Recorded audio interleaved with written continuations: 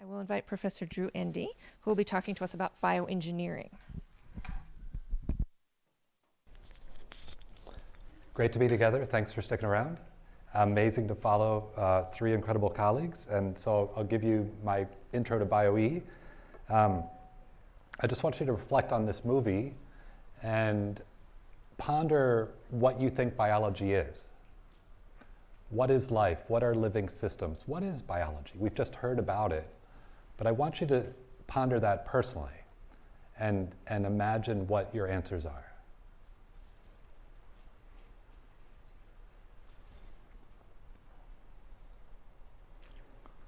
Is biology, whatever your answers were, itself also a technology? Is a dog that has been bred to have a particular set of properties, morphologies, is that a technology? Is a palm oil plantation displacing the jungle and changing biodiversity a technology? Is a bacteria that can make insulin through genetic engineering for treating diabetes, is that microorganism a technology? Is a yeast cell that instead of making beer and wine makes an industrial chemical, an oily substance? What's that? Is that a technology? All these examples here predate the formation of the bioengineering department at Stanford. These are examples of genetic engineering or agriculture that have been established over hundreds of years, thousands of years, over the last 50 years. This is a more recent example from colleagues in Moscow and London of a petunia plant. This petunia plant is bioluminescent because it's been genetically engineered to have a cassette from a mushroom that glows in the dark. And instead of the mushrooms glowing in the dark, the flowers on this petunia will glow in the dark. After class, we can drop the lights if you'd like to see what that looks like, but here's a movie from that so you can see it quickly. So what is a petunia plant? To my children, a petunia plant is a nightlight. This is incredible work. I pulled examples of the last month from all over the world of bioengineering. Incredible work from Madison, Wisconsin. This is fibroblasts, connective cells in skin and other sorts of tissues. And if you look carefully, you see these dynamic patterns spinning around inside the cells. They're green and red colored proteins that have been adapted from bacteria. They normally control cell division in bacteria, but now they've been ported into these skin cells.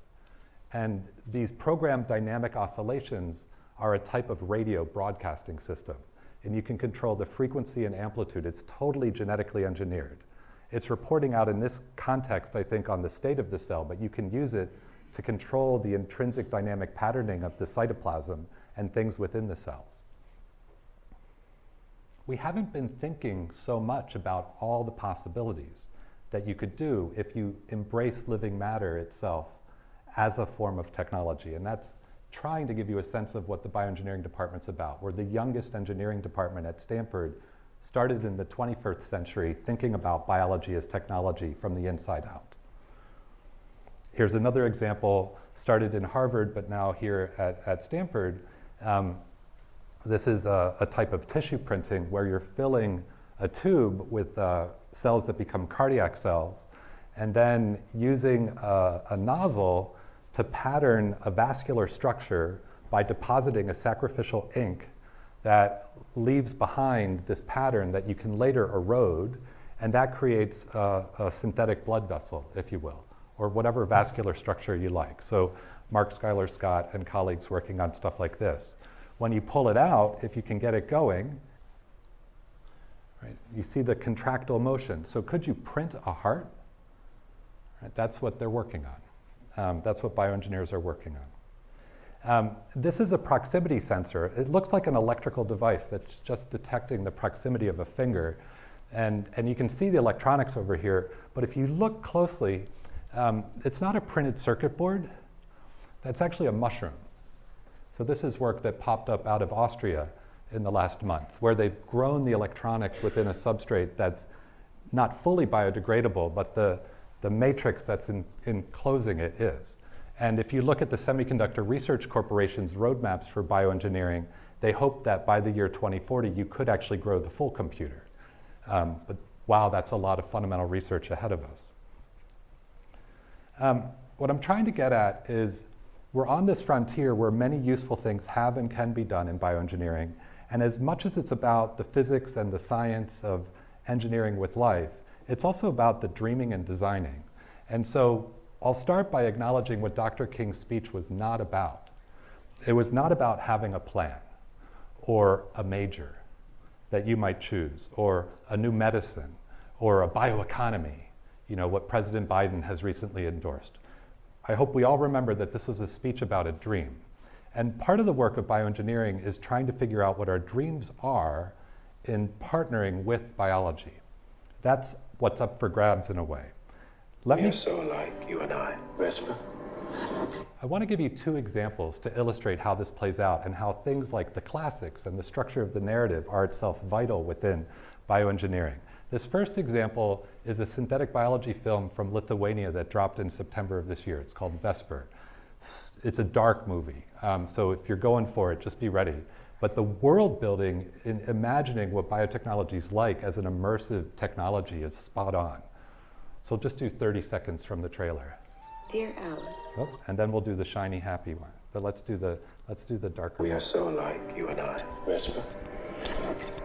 Because we won't let this world crush us. But don't think that you can change the order of things. I have skills. I taught myself. The Citadel likes control. Within that world building is biotech immersed within and around you, her tablet interface for controlling the plant chromosomes. And okay, it feels good to me, it's just the context not so great.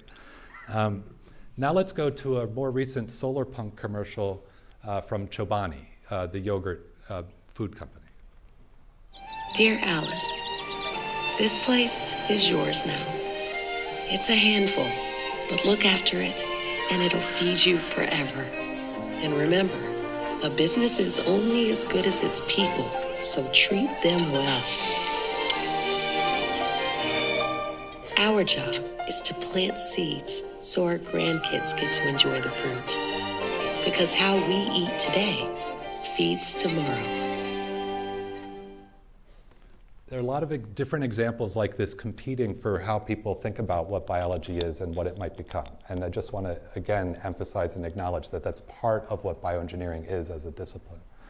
I would also note that this Chobani commercial is a great example of what I would call together technology. You see a lot of different things coming together to get to a flourishing future. And so that's hopefully something you're seeing across all the majors you're learning about in this course. So back to this question, do we share a dream of and with biology?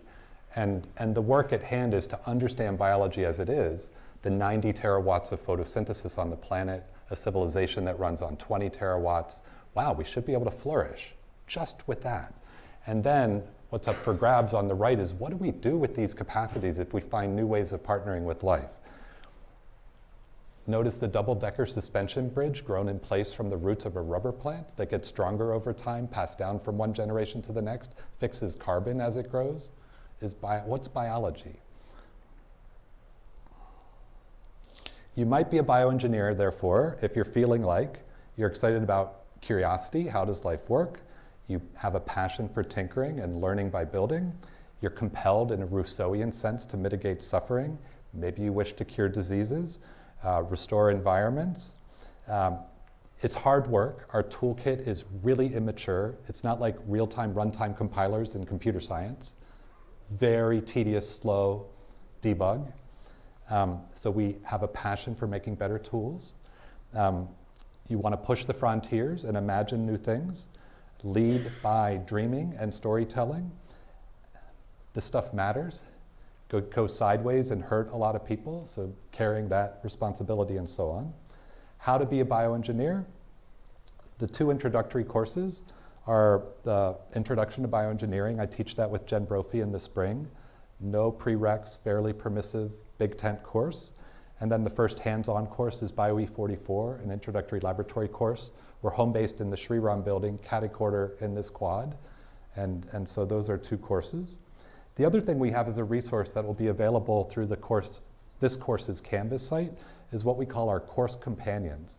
And this is something we developed about 3 years ago, and it documents the experience in all of our core courses and what your study goals are and your outputs are and how to think about it and what the prereqs are. And so this is a really useful just background reader. If you're at all curious about bioengineering, either for major or in collaboration, I'd encourage you to follow up and get access to this off of Canvas and take a look and ask any of us questions. Thanks very much.